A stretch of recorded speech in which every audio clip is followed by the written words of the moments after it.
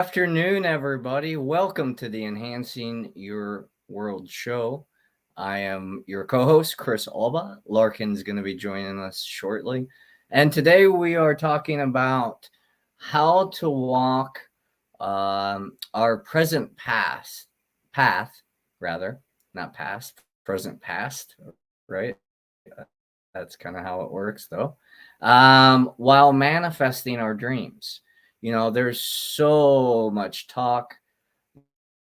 There's so many teachings on manifesting, on how to transcend your current reality.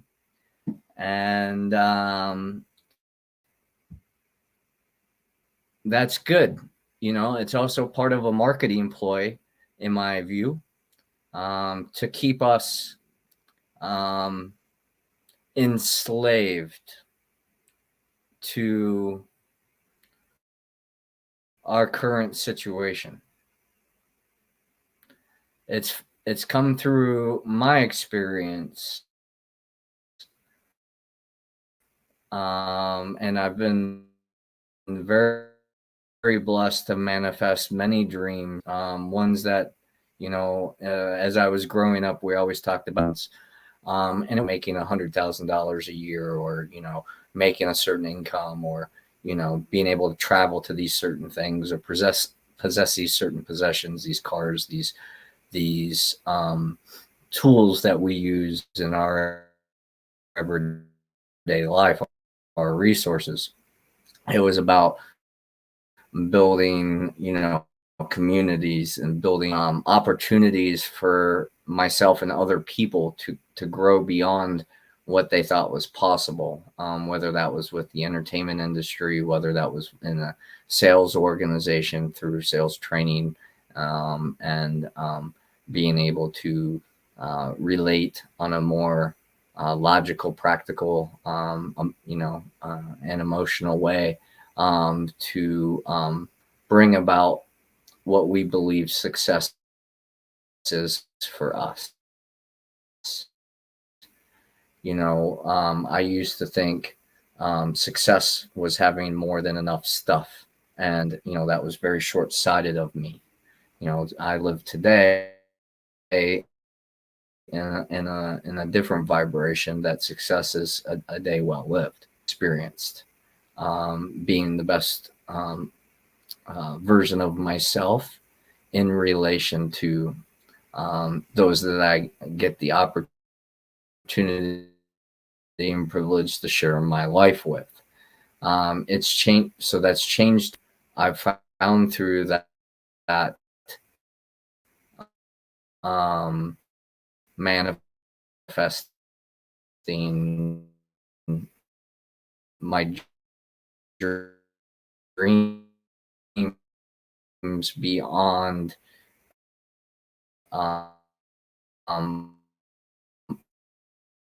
what my consciousness at a certain time could see. Because that's when, if you have a vision that you believe that you can put your energy into and go towards a certain outcome, you're gonna be able to put that energy there, and you're gonna eventually get there.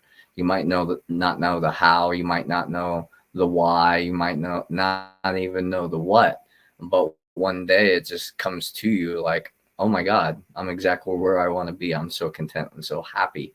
I'm so joyous that I get to live the way that I live, in the way that I live, and it has these meanings for me. That to me is truly walking your spiritual path in the material world. We all get the opportunity to do things. The question is, are we enjoying being present while we're doing those things? And I was talking to a client last night, actually. We were talking about, boundaries and challenging people and things like that. And, we were talking about, helping people out. And, I was given an example that, I'm helping a friend do some things, and it's not my favorite thing to do. And he was like, well, I wouldn't do that. And I'm like, well, that's the difference between us, and there's nothing wrong with that. I tend to choose to look at, can I be of service before I can I help? Can I add value to what is currently going on? And then, I kind of notice and observe my feelings about it. I honor my feelings about it. Like, yeah, it's not my favorite thing to do, but one of my favorite things to do is help people. So it trumps it. We've talked some about natural law and how to bend natural law. You can't break them. And so, I would say to grow beyond the confines of what you've ever experienced means that you have to choose things that you've never chosen before. So sometimes that is maybe not putting yourself first, because that's what society teaches us that we should do.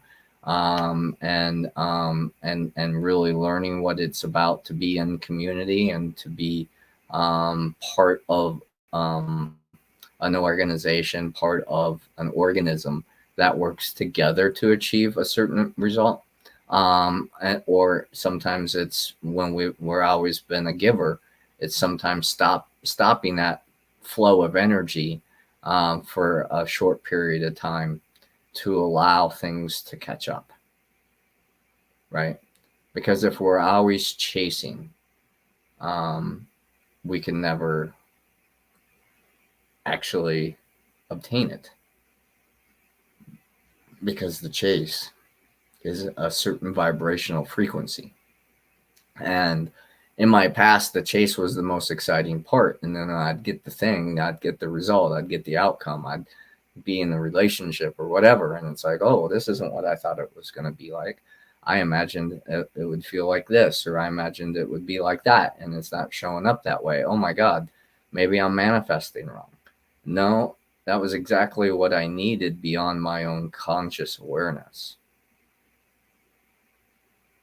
And when I slowed down enough to look and say, this isn't pleasurable medicine, but sometimes that pain, sometimes that painful experience, sometimes that hurt, sometimes that anger is good medicine, because it helps move us from a place that we've been comfortably uncomfortable. I don't know what your childhood was like, but I grew up in a family that, my parents worked really hard to provide the lifestyle that they thought that we needed. Not that it was ever enough, right? Because that was always the story, and I never understood that. And now that they, because they were saving for retirement, and now that they're in their retirement years, they have enough, but it's still not enough because they don't have anything to put it towards. So now they're just watching their money, fluctuate in the market, and in their investments, and they feel kind of powerless, because they don't have control over their nest egg, because they gave it to someone else to caretake. And I've been so blessed in this industry, and blessed in life to have met people that lived, in their 70s, 80s, 90s, and they were still doing and living their passion. They were still being of service. They didn't even need the financial income from it. They were financially sufficient to live the rest of their life. They had nothing to worry about, but what their purpose was, what their passion was, what kept them alive was the manifestation of their dreams of being able to be of service in the way that they're being of service, whether it's volunteering or whatever it is.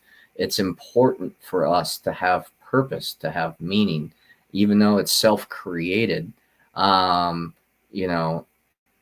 When it doesn't have a purpose, when it doesn't have a point, when it doesn't have a direction, it's hard for the mind to grasp. And so that conscious awareness helps direct us through the unconditional love of abundance, of possibilities and opportunities, so we can navigate choices. We can navigate circumstances in our lives and say, we want to move towards these things, away from these things. And that helps keep us on what we believe is our path. Because the belief of there's a right way and a wrong way to live life is what keeps us separated from actually living life. Because that's the thoughts, that's the feelings. And while they are part of our conscious awareness that we must observe, it's not the totality of it. It's the higher dimensions of the fourth, fifth, and all the way up dimensions. Those are energetic. Those are fast-moving frequencies, thoughts, feelings. And the goal is to bring those high energy, high vibrational thoughts and feelings and bring them into the third dimension through our behaviors, and then act upon them to create processes. And the processes are what creates the results. It's the habits that either help us or hurt us in the mission of life. If our habit is to just go to work, go to our day job, and then come home and just hang out, and enjoy the day, that's beautiful. That's lovely. If that's what you want out of life, then that's fantastic. Now, if you want to live a life that not everybody gets to live, you're going to have to do something differently than what your neighbors and your friends are going to do. Whether your neighbors, friends, family support you or not, that depends. And what I found, again, through my own experiences, this is what I try to speak on. I was talking to my mom the other day about everything, and she was like, the thing that I've noticed over the last year and a half is how much you've healed, the various different, things, your anger and your frustrations, and you feeling like you can't do this or you can't do that because it's gonna upset this person or it's gonna challenge this person. She said your confidence, just the way you carry yourself, just the way you exude this knowingness, that you are where you're supposed to be, doing the right thing for the right reasons, and you're not second guessing yourself anymore. And I was like, wow, that's beautiful that someone else sees that in me. Now, do I see that in myself? And that was a challenging meditation. That was a challenging reflection. But when I realized those things, when I look back, I remember in 2018 when I told everybody that I was going to start having events here, that I was going to turn this into a holistic center, that I was going to have clients here, and I was just going to work from here and do this thing. And everybody said, that's never going to happen. Your parents aren't going to allow it. They don't support you. All these various different things, like it's never going to happen. And I said, well, if it's meant to be, it will be. Maybe I have to go away for a little bit. And I did all that stuff. And then when I came back, I was still met with resistance and saying, you can't do this, you can't do that. It's making us uncomfortable. We don't want all these other people over at our house, all those things. And within a short period of time, that's all changed. Over the, just in April, we had close to 100 people here through the different ceremonies, through the different experiences, through the different services, all the different things. It was lovely. It was super busy. I don't even know if it would be long-term sustainable, because at the end of the month, I was toast. But I got to have the experience. I made my dream a reality. And that's what I want to talk about is manifesting. What is it that you want? How do you want your life to look like? As I talk to my coaching clients, I say, What you wake up tomorrow, new life, new day, new opportunity. How do you start your day? How do you use the energy of the day to bring you closer to that vision that you call your life's purpose? Because being of service is as simple as smiling at somebody. It's about reaching out and picking up the phone and reaching out and calling someone and saying, "Hey, friend, I haven't talked to you for a while. How you doing? Miss you. I want to let you know how much I care for you. I know we're not in each other's lives every day. That's just not the way it's working right now. But I still love you. I still care for you. And I'm here for you if you ever need anything. And I hope the same goes, I hope there's, sacred reciprocity there. I hope there's I need there. I hope there is harmony there." And that's maintaining our relationships. And, my girlfriend said something very wise to me a few weeks ago, and I don't know if she even realized that she said it, but are you grateful for what you manifest? Because if you're grateful for what you manifest in life, then you also put the energy in it to keep it maintained. And so many of us, and I am just as guilty of this, I get something new and I'm all excited about it. It's all shiny and new, and oh, look at this, and I love it, and it's so awesome. It makes my life so much easier, so much happier, whatever, and in 6 months it's sitting somewhere collecting dust because, I only needed it for a short period of time and I used it for that, and then that was it. I currently carry a camera that, I desired and coveted after, if you will, while I was a professional photographer.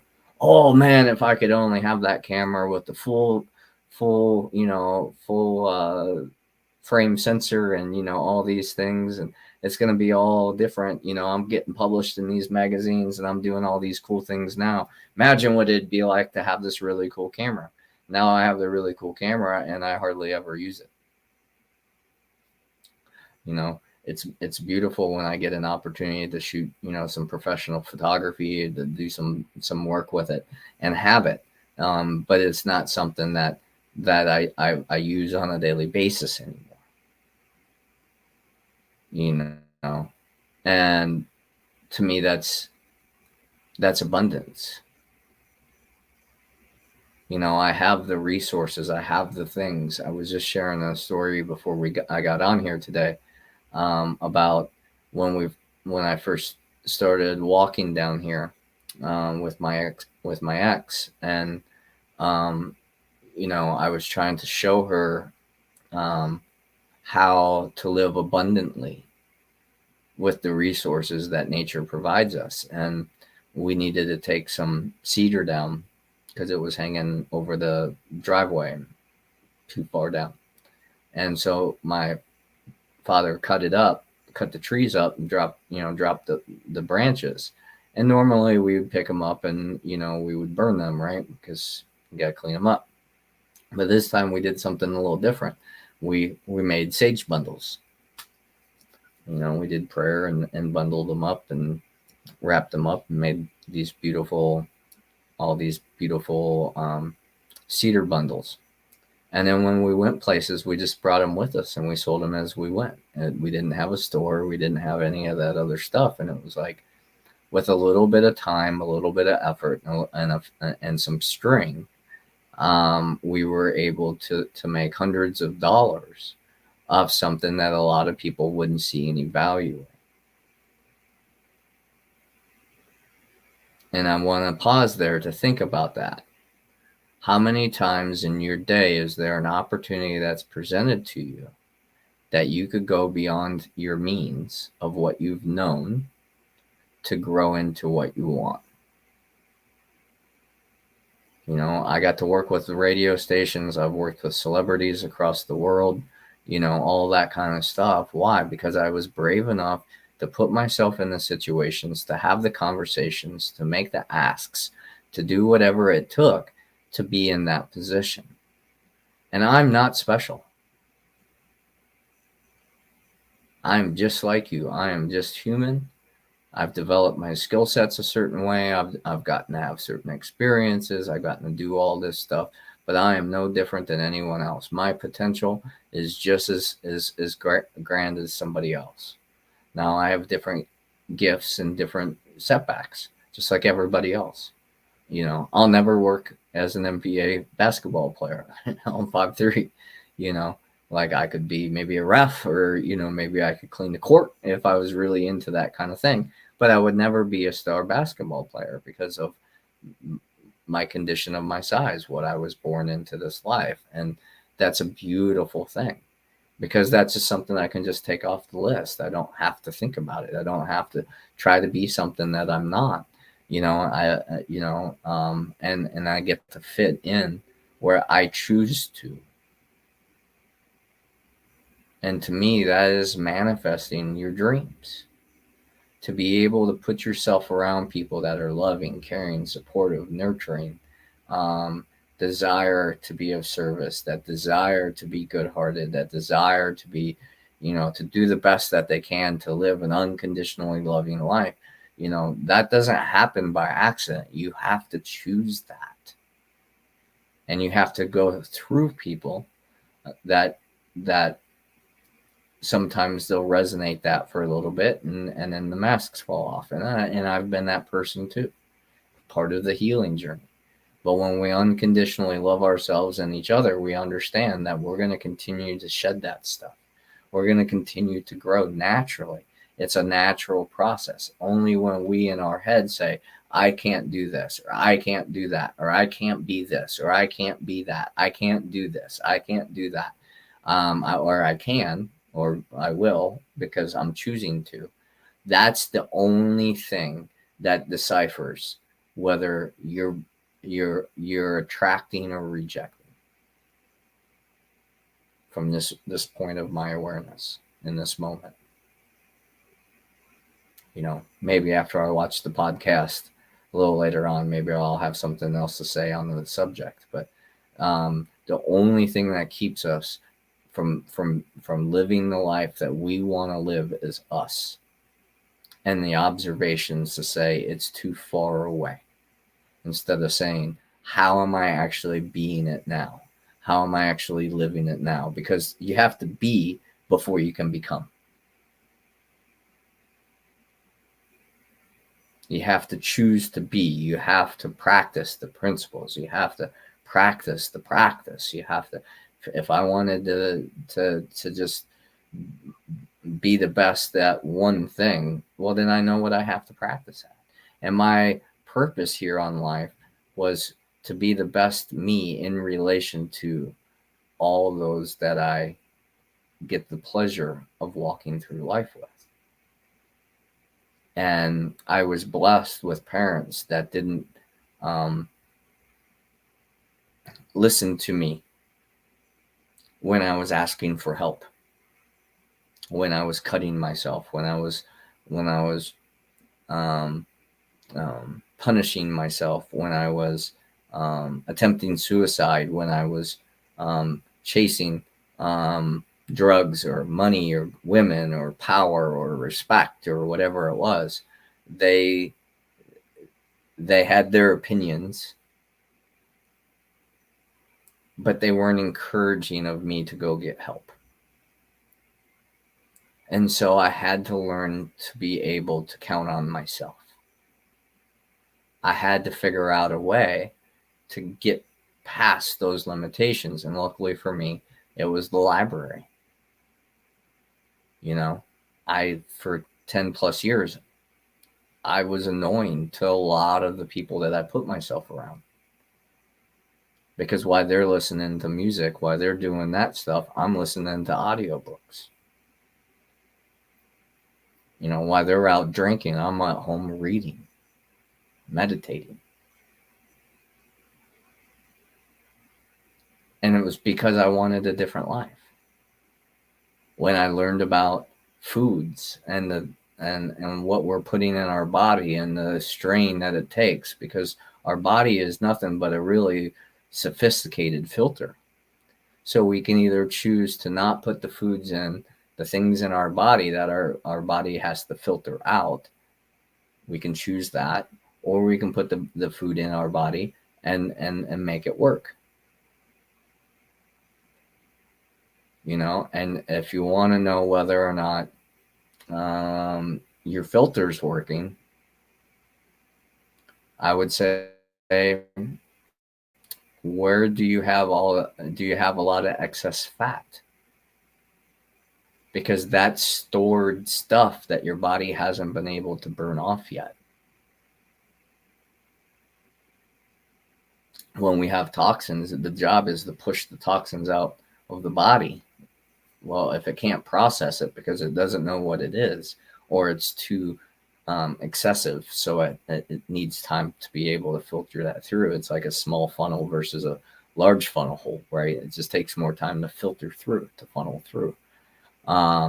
If we're in an overaccumulation, the only thing the body is going to be able to do in that momentary time is push it away from our organs and store it as fat. So it's been my experience when people try to get back into health, into a healthy vibration, and they have a lot of excess fat. They start exercising, they start eating right, whatever, and all of a sudden they start getting sick first. And why? Is because they're churning up all that stuff that's in them, all the crud, all the stuff, all the toxins, until that can be filtered out. So it's a process. And so is manifesting your dreams. So is walking your path in the present, in the moment, because it's the only time we have to do anything is in the now.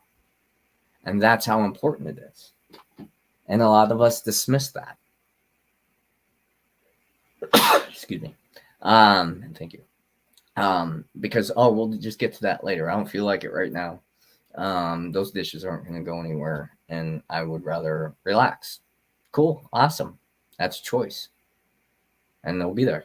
Or you get up, you do them, and then you can go chill, and then you have a clear conscience in mind that the chores of the things that you wanted to get done got done. And then you can truly relax and not be aware of those things. And that's a practice that I'm working on, because I got really good at avoiding, cleaning and things like that. Not that I can't stand it to be disgusting, and so I would always keep it neat and tidy. But at the same time, like, I didn't freak out if there was grass in my kitchen, because people have been walking in and out of the house all day, and they're picking up cut grass, and it's like, okay, we'll sweep later, whatever, and things like that. Like, so I know that a lot of the struggle and a lot of the challenges that I have in my life were my fault, and that's beautiful, because if they're my fault, then there's something that I can do to change that. If somebody outside of me, it was their fault. I've had some challenging business relationships. I've had some challenging relationships. And what I learned was it was my responsibility and my fault, because I was the one that invited that into my life. So it was my choice to keep them in my life for whatever reason, for whatever circumstance. And it was part of my lesson. It was part of my teaching. It was part of my healing. It was part of all those things. Because it's not outside of you. And that's what our society wants us to talk about. They want us to blame. They want us to shame. They want us to divide from each other. And just and rather than coming together and saying, okay, we made these agreements. We're out of integrity of the things that we agreed on. Let's get back to that. Or let's choose to go a different way, because I thought this was going to be easier than it was. But either way, no hard feelings. We had to have the experience to know what we now know, whether we choose to continue on or not. That's our choices. That's our conscious awareness. You know, we talk about bringing things in, bringing the formless into form, right? Well, how does anything get created? Through an idea. And that idea creates a plan, and that plan creates a process, and that process creates outcomes. So walking your path is knowing where you are, being observant, doing the best you can with what you have. You know, always leading the best foot forward, right? Always trying to bring that ripple forward, you know, so it's always going forward, not backwards. Because it's really hard to manifest from the past. It's already happened. Everything you were going to get from that outside of insights is gone. There's no tangibles there. Just information. It's how we apply that information in our now that brings things towards us from the unknown, which is the future. We can use our imagination to think we know what's coming down the pipeline from the future, but the reality of it is the future is unknown. I mean, how many relationships have you been in, you know, or friendships or jobs or whatever, and it's like, this is my forever. This is going to be what I'm going to do for the rest of my life. These are the people that I'm going to walk with the rest of my life. These are my family. Nothing's going to drive a wedge in between us, and all of a sudden something happens. And that's how exactly what happens.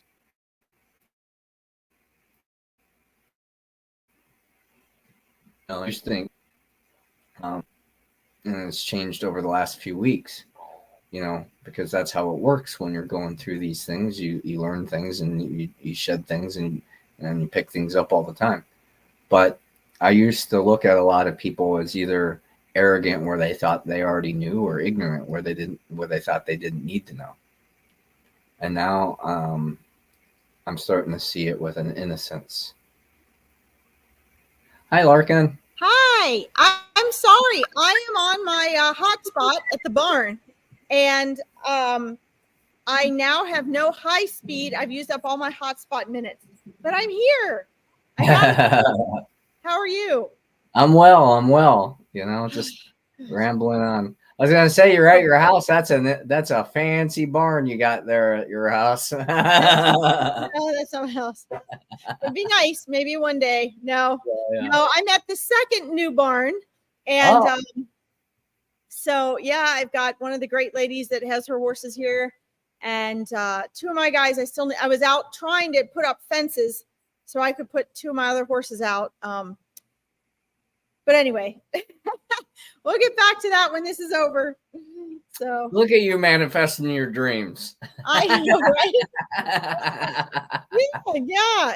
It's a lot more do it yourself here. So yes, I am practicing for having my own place. But yeah. I'll tell you, you know, I hear clients all the time talk about what they've got going on and all the unexpected stuff. And I invite you, have a horse for just a week and talk about unexpected. There's always something. Just when you think you've got everything sorted, you realize you don't. Yeah. I think that's a blessing of the kids too, right? Settled. Yeah. The blessing of the kids, you just can't sell them. Like, oh. Yeah. Before I had kids, I said, hey, you know, there are places. Whoa, what's that? There are places where maybe not in your county, but there's places here that have like homeless shelters for kids, and it's literally like it's literally just like the parents are like, I've had enough. They're not welcome back in my house, and the kids have to go there. So it happens. It happens. Yeah. Well, anyway, what are you talking about? I don't want to interrupt what you're doing. I'm all sweaty here. This day and age, right? Of me. My kids are taking from me, you know. And that was kind of what we were talking a little bit about today, what it's like, or what it means to walk in the present moment, right? Walking your path while manifesting your dreams, creating that vision that's in a time outside of the now, helps us get clarity about the steps to go towards that vision. But it's all in. Go ahead. Go ahead, Chris. It's if I wanted to manifest being a rock star, the first thing that I would have to do is learn how to be proficient at playing an instrument. Yeah. It's hard to be a rock star if you don't know how to play anything, or whatever. So I could see it. I can see you doing that. I totally could too. I could totally rock a stage. And I do in my own way. And that was the fun part about my old life, was I used to represent and party with rock stars, right? So I'm like, well, maybe I'm not the guy up on stage, but I have a hand in it, and da, and I still like get on stage. Right. Like, okay, it was close enough. It was close enough, and I don't have to have people bothering me when I'm eating, wanting to take a photo with me because they think I'm cool and they think they know me because they saw me on TV or something. So yeah, I mean, I know you have a lot to say about manifesting, and and I of course want to get your insight. Huh? That's an understatement. Yeah. So Brittany, thank you for your request. I actually am not doing readings until 4 p.m. on Veronica Jenkins' Find Me a Medium page. So if you'd like a reading with me, a free online live reading, you can go to Veronica Jenkins' page. There's actually live readers and mediums there right now. Just get on Veronica Jenkins' page, Find Me a Medium, and you can actually have someone connect with your brothers and grandfather there. This is actually, I don't do readings on this broadcast. Chris and I talk about mindset work and transformation and healing, and we talk about the other balance side of that. The metaphysical stuff you have to find my psychic medium page for, okay, or go to Veronica's page. So sorry, I will. You're welcome. Yes, people just follow me around. They don't know which broadcast I'm on. It's okay. Well, you do a lot of them, so yeah. I do a lot of them. Well, and it's in talking about our paths, guys. It's because our human mind and ego separates all of these things out. We want mindset, we want manifesting, then we want psychic readings.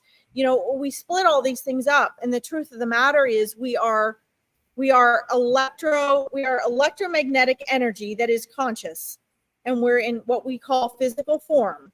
So we have all these aspects of ourselves that our ego likes to separate and compartmentalize. But you're not a compartmentalized, see you later. You're not a compartmentalized being. It's collective. So, on all these broadcasts, I try to remind everybody you are all of these things. I do the broadcast separately because that's what people come for. But we are, hi, Mark Thomas. We are, these are just all aspects of ourselves that we need to attend to. If we leave any of these aspects out, then we're losing a balance within ourselves, manifesting. I find that so many aspects are left out in regards to manifesting. You either have manifestation coaches that are just focusing on money and the tangible aspects, and they're into just the mindset work, reprogramming, or then you have the ones that are just wanting to focus on the energy part. Well, yeah, everything's energy, but that's what the mindset work is too. So we really have to look at the mental, emotional, and energetic aspects of you and your life, and find a balance there. And that's really what Chris and I are trying to do, is we're trying to bring all those things together, which is why today we're talking about your path and manifesting. And, you know, I would start joining this conversation by asking you guys, what do you think manifesting is? What do you think your path is? What do you think a path is? Because we have preconceived notions of all of these things. And I saw an argument on a YouTube post the other day, and somebody was talking about how you can't have knowledge and a belief, and that they're two separate things. And they were all arguing about thoughts and knowledge and belief. And so let's clarify this right now. Beliefs are just repeated thoughts. So if you believe that you're fat and out of shape, then you have made a habit of thoughts, or you've been told repeatedly, you're fat, you're fat, you're fat, you're fat, you're fat. Well, that is now a belief because you've thought it so many times. And attached to it. Yeah. So you what I call sticky thinking, you have an attachment to that. Why do you have an attachment to that? Because it's part of your identity. So when Eckhart Tolle says, you know, enlightenment comes through being free of your identification with thought, it's because your identity is made of those thoughts, right? I am attached to the fact that I am a daughter, a sister, that I am an American, that I am, you know, in my 40s, that I, you know, am 5'4". I mean, I'm attached to all these things. Even if I don't like them, I'm attached to them. Mm-hmm. So that's why, like, if all of a sudden I'm, you know, I feel like I'm shorter, or I'm fatter, or my hair changes color, or I lose a family member, my whole world is turned upside down. Right? I had to move my horses. That turned my whole world upside down, because my identity was, I have my 4 horses at this spot with these friends. They have these friends. And there's all this emotional trauma that goes with change. So that being said, where does a path fit in? What is a path? What do you identify with as being your path? And what does that mean? Because nothing has meaning until we assign it. Right. It's like Eckhart Tolle. I remember him saying once, and it really spoke to me a lot about this stuff, right? Like, there's nothing you can do to improve your life. Your life is your life. What you can change is the circumstances. You know, so like, we're given a path, right? And the circumstances that we find along the way of our path, those are the things that we can influence. Mm-hmm. But absolutely, you know, we've chosen, you know, maybe it's woo-woo to believe that we all as spirits roadmap this life, and we have no conscious will power to change anything. You know, I personally don't necessarily vibrate with that.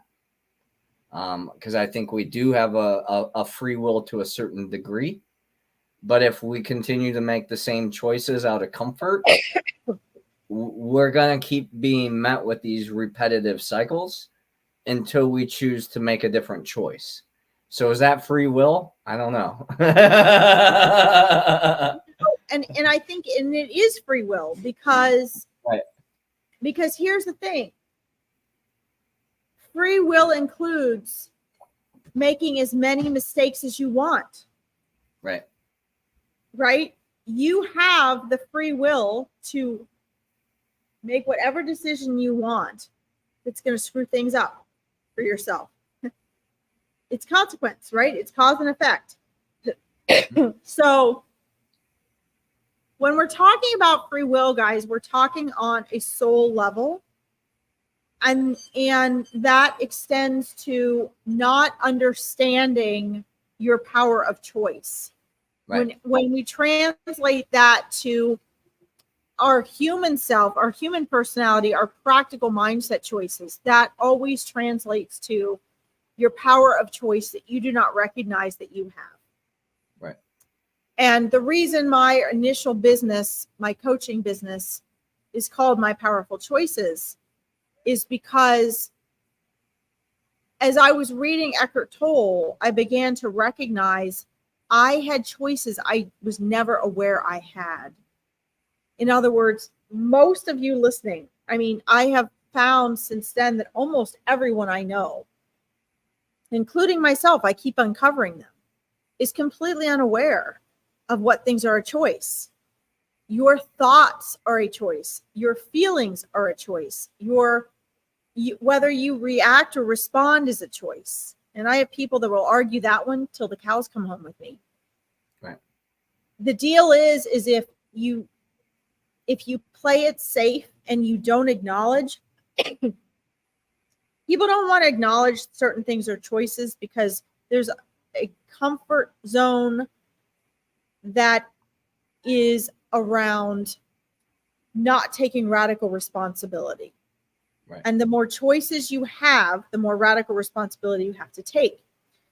What people don't realize is you have those choices whether you choose to accept and acknowledge them or not, which means that when you don't take radical responsibility and you don't step up to the choices you have, you are living by default. When you live by default, you're living as a victim. Then you say, I can't change anything. I'm stuck. This is what's happening to me. Life is happening to me. And you stay in that cycle. Mm-hmm. You have two choices. You can either choose to get out of that cycle, step out of your comfort zone and take radical responsibility, which can be very scary. And painful. Sorry. And painful. There went my mushroom coffee and my lid that will no longer be going on my coffee. Oh, yeah. Bunch of horse poo. Sorry, guys. You all right? The bottom line is, yeah, boy, my coffee was perfect today, though. The bottom line is that you have those two choices. You're either going to suffer because you feel stuck and helpless and you don't see your options, or you are going to choose to face your fear, get out of your comfort zone, liberate and empower yourself, and make the choices. And you know what? It is okay to make mistakes. It's much better to be wrong and make a mistake and be like, I mean, I don't care. I say to people all the time, oh, that was my mistake. There's no shame. I don't care. I made a mistake. Yay. This is what I learned from it. Time to move on. Right. But we live in a world that punishes you and doesn't leave you alone if you make a mistake, because you're not supposed to make a mistake. And that's one of the things that keeps people in this victim mode. Right. It's the bucket of crabs without the lid. Yeah. Yeah, I mean, but those are two choices, guys. Like, nothing's going to change until you do that, which is why it takes my coaching clients 2 to 3 years to start making major changes, because it takes us 2 to 3 years, several times a week together, just to get to a point where they're willing to do that. Right. And those time frames, of course, can vary based on where someone's at. I mean, my client last night was telling me, look at how much I've grown in 7 weeks. Like I'm look at these conversations I'm having. Look at, and they're seeing it. And they're ready to do it. Yeah. Well, and it was just,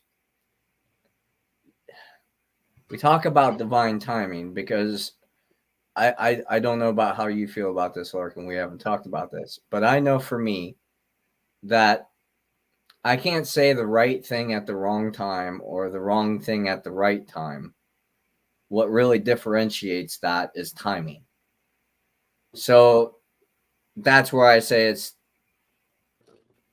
it's divine timing. I asked a certain set of questions that allowed him to move into a certain mindset, And it wasn't my skill set. It was just I was present at that time, so I was able to reflect what was going on.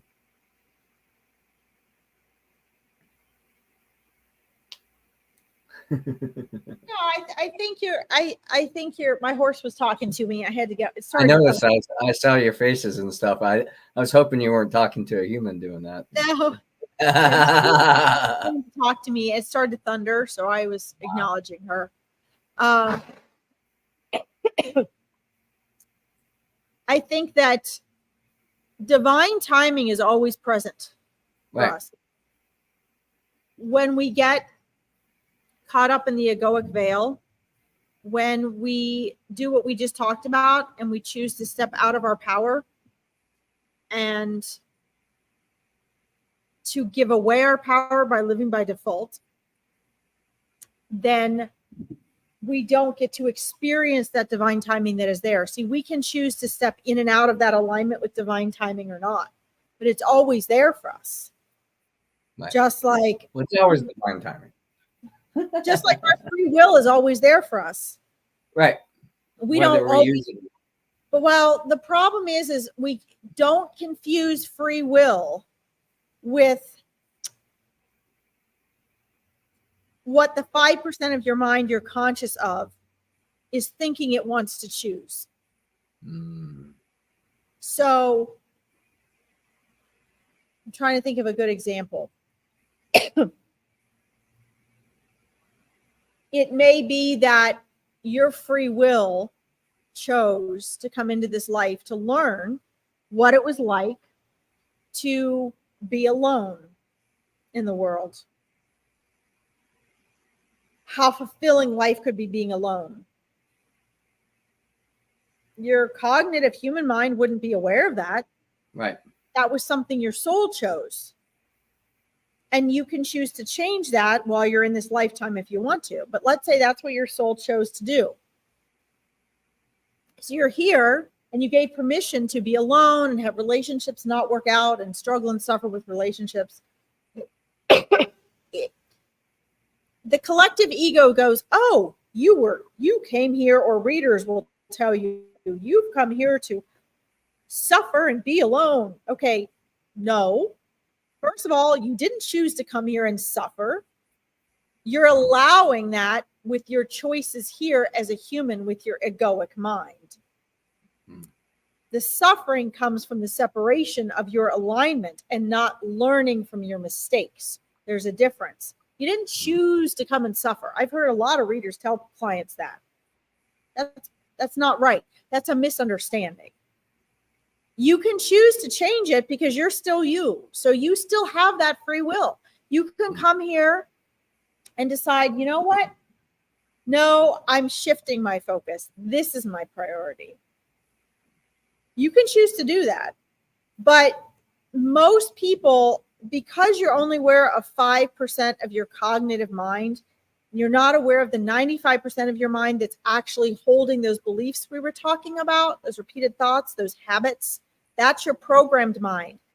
That's when you say, I want to quit smoking with the 5% of your mind you're aware of, and your subconscious mind says, no, you don't, because you got all these reasons why this is a part of your identity. So you're going to keep smoking forever because you need that. Right. Your subconscious mind will always win, always, right. Which is why you have to become aware of it and override it, or you have to wake up like Eckhart Tolle, which means that subconscious doesn't have that impact on you. But right. You are a human right now. So please, understand that most people are even listening to this and interpreting what I'm saying with the 5% of their mind they're conscious of. Don't forget that 95% you're not aware of is processing everything I'm saying, judging it, making different decisions. It's giving meaning to it. But my friends, that has nothing to do with your consciousness. That's not your soul. That's not your intuition. Your intuition is the part of your eternal consciousness, your soul, that is able to be processed through your 5% of your mind you're aware of.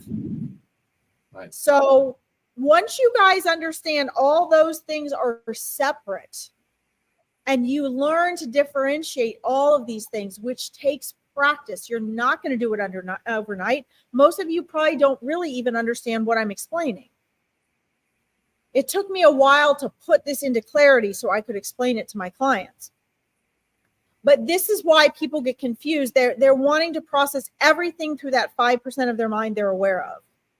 And that's where they give meaning to everything. That's why they think their beliefs are fact.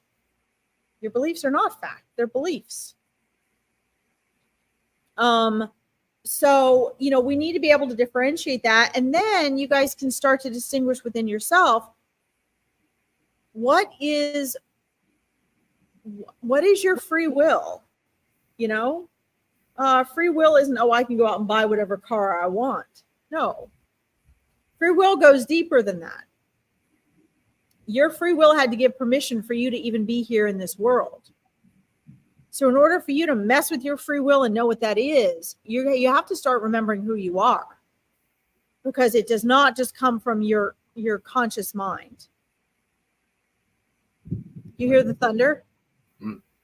Well, I hear it here. I don't hear it there. So, Jamie, Louise, Spencer, I have another person wanting a reading. So again, guys, welcome. This is not the broadcast where I do readings. This is manifesting and transformation and mindset work and healing and getting to know who you are, but I don't actually do readings on here.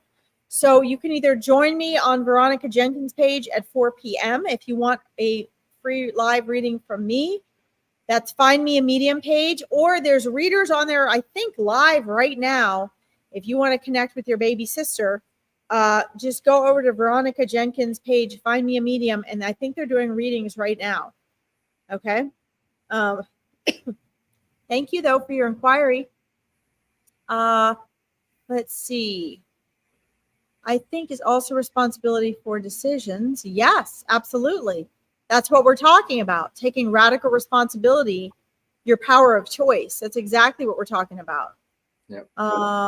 Yes, you're welcome. Free will is a hard thing to explain because, again, guys, we all have, our cognitive mind all has glasses. We're in glasses, and it's colored by our subconscious programming. So when we want to change our conscious thinking, we have to get to know what's going on in our subconscious mind and make that choice, set that intention. And it is a process. If it took you 30 years to create where you are right now, don't assume it's not going to take you 3 months to 3 years to undo that. You falling asleep, Chris? Are you there? Chris, are you frozen? Yeah, we're flickering. Yeah. Okay. Can it you looked hear me? like I couldn't tell if you were frozen or if you looked like you were falling asleep. Yeah. Oh, okay. No. Like I think we're having connectivity issues. Oh, no. I hope not. Watching us both freeze up. So it's not just you. So I'm still connected. So that's cool. Yeah. But yeah, I was saying the same thing before you joined. When you realize that everything in your life is your fault, it's good because you can change it then. Even by allowing certain energies or certain things in your life. And not as a blame thing, and a shame thing, but again, to take radical responsibility and say, I wouldn't even say your fault. No. Well, I think we need to distinguish that. I think there's a big difference between everything being your fault, which does insinuate blame, and that's a really good point. And taking radical responsibility. They have two very different connotations. When you take responsibility, you're empowered. When you're saying things are your fault, that's a disempowering way of looking at it. So, in an argument with someone, take radical responsibility. I mean, and part of that means stop taking things personally. If someone's going to fuss at me, it's like, okay, if you can see that person is not going to see past where they are, try just saying, okay. It removes the resistance for that other person and allows that bridge of connectivity, right? Because the ego wants to be right. So when you're really arguing with a person, what you're really doing is you are, wow, I got 2 horses that are getting poured on. When you're arguing with someone, that's resistance. It's just ego and ego arguing. Right. Your ego is arguing with their ego. Right. You might love each other very much. It has nothing to do with who you really are. It has to do with the ego gains energy by arguing. Right. And one of the things that martial arts, such as Aikido, teaches you to do is to surrender, to not have to win, to use what that person is giving you to give them back what they're giving you without doing any intentional harm. And what happens when things come back on us? And things always come back on us. So that brings us back to the question, what is your path? What is a path? What does it mean to have a path? What is a life path? What is your life path? These are things I think are really important for you guys to think about and answer. Right. Because we can't give you the answer. It's got to come from within you. We can contrast and we can communicate between the variances of it. But the reality of it is we all carry our own knowing, our own truth of what's right and wrong for us from a core level. That goes beyond the mind, right? And a lot of times it doesn't make sense. I don't know why I did that. I don't know why I reacted in that way. Well, were you being disrespected? Yeah. Were you being heard? No. Were you being seen for what you've done and what you're showing up? No. Well, that's why you got angry and reacted. It was a protection of your ego. Of all those things. But were you in any danger? No. Okay. That's what you can learn from that. Like if you're in a situation where, I've been in a situation where you're in a crowd of people and all of a sudden a big fight breaks out and you have to defend yourself. You're going to react to defend yourself more often than not. You're going to either fight, flight, or freeze, right? And so people will either run away, some people will stand there and fight, and then other people will just stand there and go, what the hell is going on? I don't know what to do. In basic, generalized terms. But if your life or your loved one's life is on the line, I would say there isn't a whole lot of thought going into what you need to do. Are you going to get blown away? You hear that? No, I can't hear it. You hear the rain? Oh my God. I can't. I can't even hear you. It's like a total monsoon. I can't hear you at all. All right. Well, should we just wrap up this? Oh my God. Let's just wrap up for the day and we'll continue this next week. Yeah, it's raining so hard. Hold on. See if I can turn my volume up. I don't think I can. All right. Well, let's just do it. Let's just finish next week. Okay. I'll slow down in a minute. We're getting the storm skies that are from it was in Missouri a few hours ago, and it was coming down from Omaha and out there where they had some tornadoes and storms just kind of taking everybody out. So we didn't know if we were going to get it or not, but we're evidently getting it. I think that one of the things, well, I could still hear you, Chris, if you guys can hear me at all, I think it's important is to, I don't remember the name of the author. I can look it up, but it's called, let's see. I think it is, I'll type it in the chat. Your life is your path. It's really scary how hard it's written.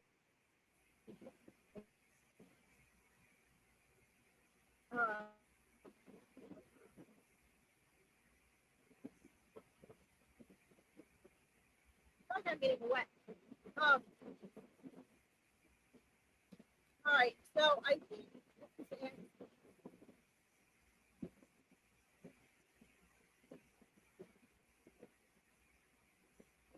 gonna just make this enhancing your world show and get rid of the rest of them. Sorry, Okay. guys. But that book is really amazing because I hear people say all the time, whether it's in coaching or for spiritual stuff, I'm off my path or getting back on my path.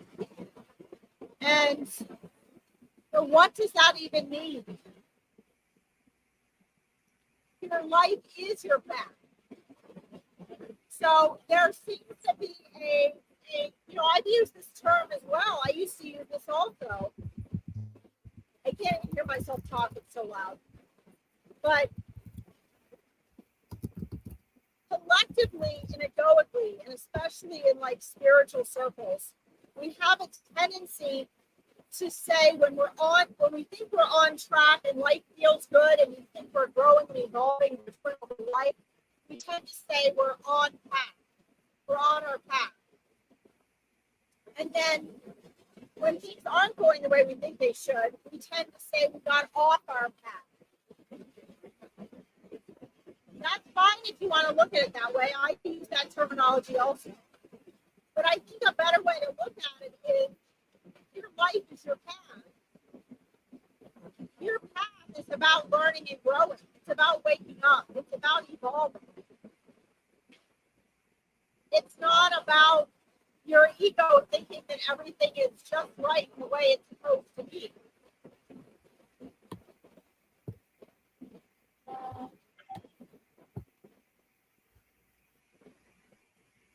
All right. And I totally agree with that. I think my horse out there with no shelter, and it's like, yeah, you should probably go. Not going to fail. You should probably go get them. So let's call it a day and let you get your horses.